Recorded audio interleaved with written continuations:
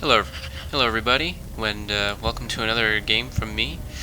This is Singularity, playing here as the Red Zerg against my opponent Pitoo, or Pitoo. I'm gonna say Pitoo the whole game, playing as the Blue Terran. So, as you can see, patch 1.3. It's got a whole bunch of new nifty little things. You can see the resources on both players up at the top here. Resources and supply, that is. You get, let's see if I can hit the right hotkey here. The names of both the players pop up, which I'll try to remember to do at the beginning of every replay from here on in. Now you have P2 here saying, I'm going to Hellion rush you. I wish I'd actually,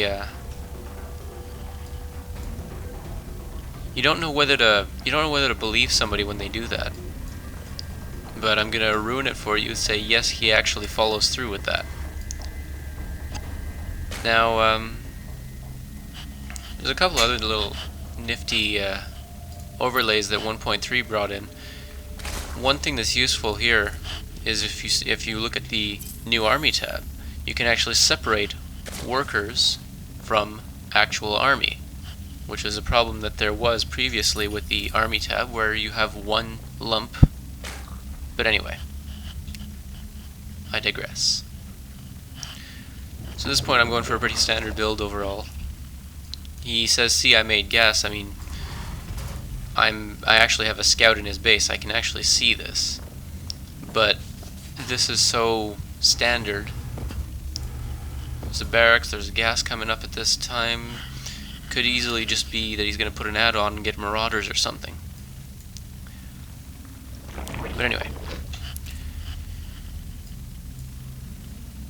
I played probably a good 20 games today. I really didn't know which one to bring you, and I decided I'd go with the one of my friends is having a lot of trouble against Zerg as Terran, and I figured I'd bring him one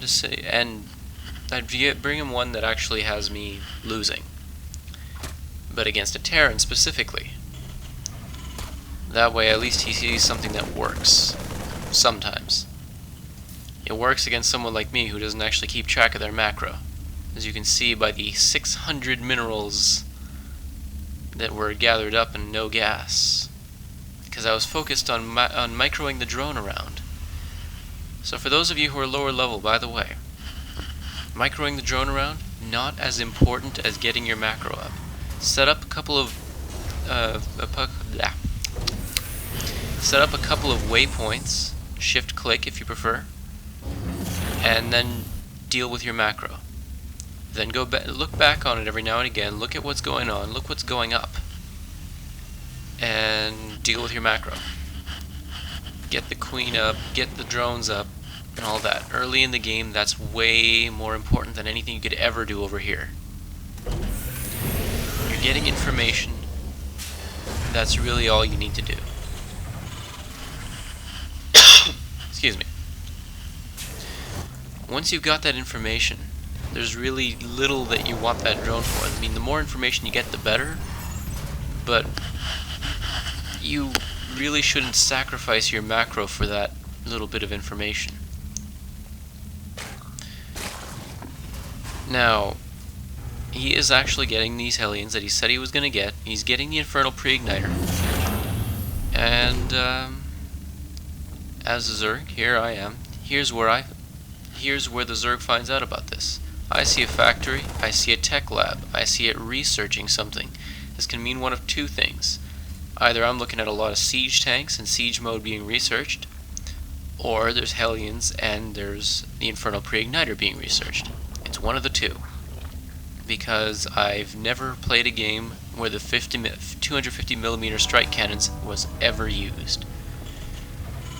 Granted, that doesn't mean that it'll never happen. It just means I've never seen it. Now, a lot of Zerglings without speed, although speed is about to finish, against Blue Flame Hellions. And let me tell you right now, the only time that you want Zerglings against Blue Flame Hellions is on creep, and with Zergling speed upgraded. Also, interesting note, by having this SCV in the dropship, it's set to auto repair. It'll repair the Hellions inside the dropship. Now, it won't repair the dropship itself, but it's actually good to know. For you Terran players out there, this is a good tactic to do. Get 3 Hellions and an SCV, and get that SCV auto-repairing. So that way you can fly around and heal up your Hellions. A little strong. Now I see this dropship coming in. I'm trying to get my Zerglings back to base as soon as I can, because I know what's in there. That's a lot of blue flame. And of course, blue flame Hellions, 24 damage. 2 times 24 is more than 40. 2 shots kills the drones. And now he's killed every single Zergling I have. I'm trying to get these drones out of here, but he gets a nice little sweet shot. And kills all but one of the drones. At this point I've already lost. If you look at the harvester count, I have 4 drones left. And this is where the speedlings surround. That's what you want to do in the first place. But now I got 4 harvesters, he's got 28. Needless to say, you look at the relative incomes, there's really not a whole lot I can do here. So at this point I might as well have GG'd.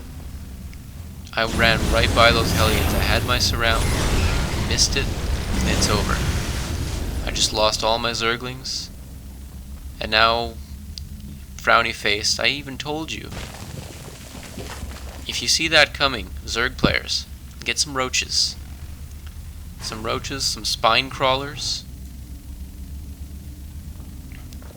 So when the initial attack comes in, have a couple of spine crawlers up here with some roaches blocking the ramp.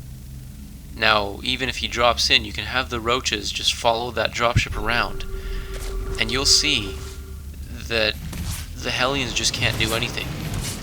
You want enough, maybe 5 roaches. It's enough to one-shot it. It's enough with a single volley you can kill a Hellion. That way there's very little that he can do. Now I moved this spine crawler, and then just before it finished burrowing back in, he was able to get by. Now I learned in this game that larvae are light.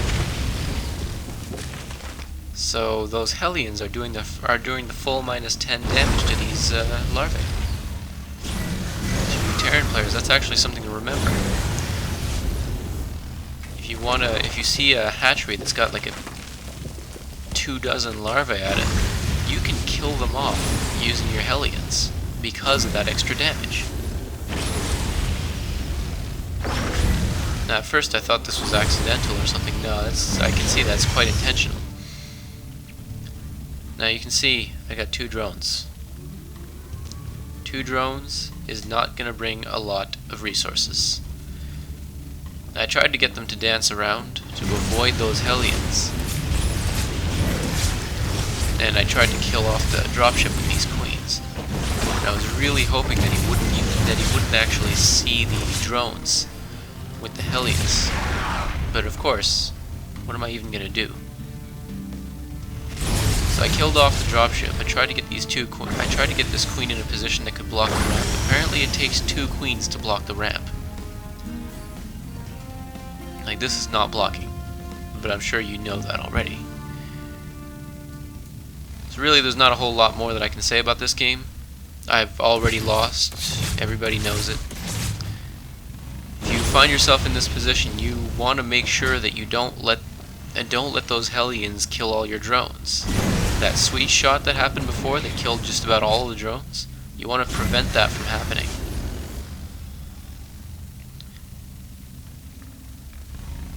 But ideally, some roaches, speedlings on creep, getting a proper surround like you saw back here at the beginning. That's how you deal with this kind of strategy. Now I was a little upset at the end of this one. I didn't even GG. It's bad manners on my part. I know. I'm really bad. I'm really sorry about that.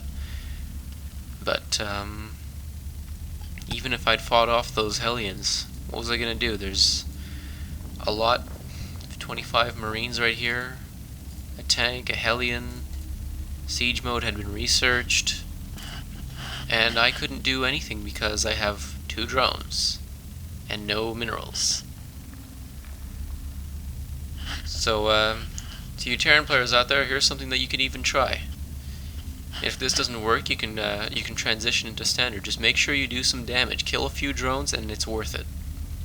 And if you can get that run by into the main and kill off a lot of the drones, yeah, you pretty much, you can say that you've won if you can keep up that pressure. So alright, so that's it. Thanks for watching, thanks for listening, and I'll see you guys next time.